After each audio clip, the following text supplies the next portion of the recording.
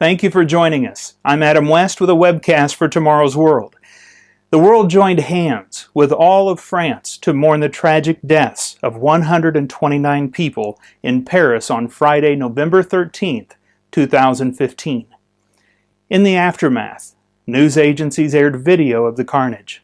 Bombs had hit multiple locations, and automatic weapons had exacted mayhem to a degree not seen in France since World War II. Claiming responsibility for the barbaric attacks was the self-named Islamic State. Our hearts go out to all those who lost loved ones in these attacks. With all this bad news, it is easy to understand how some potentially would develop a hatred for their attackers. We can all agree that what they did is terrible, heinous, and those responsible should be brought to justice.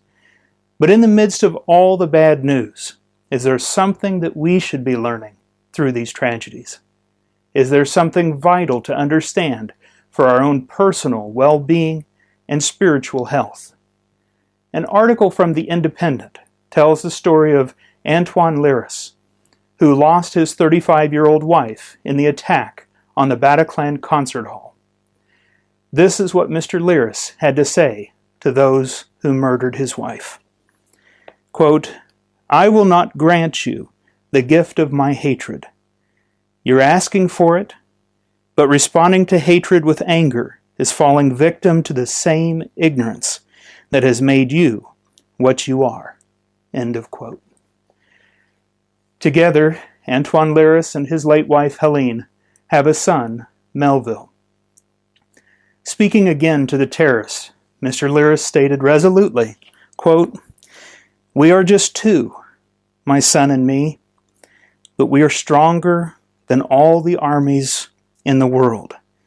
I don't have any more time to devote to you. I have to join Melville, who is waking up from his nap. He is barely 17 months old. He will eat his meals as usual, and then we are going to play as usual. And for his whole life, this little boy will threaten you by being happy and free.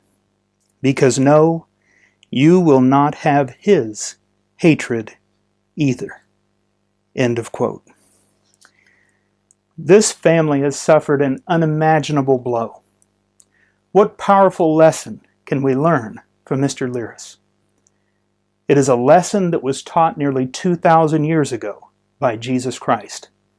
In Luke chapter 6 and verse 27, Jesus instructs, "But I say to you who hear, love your enemies.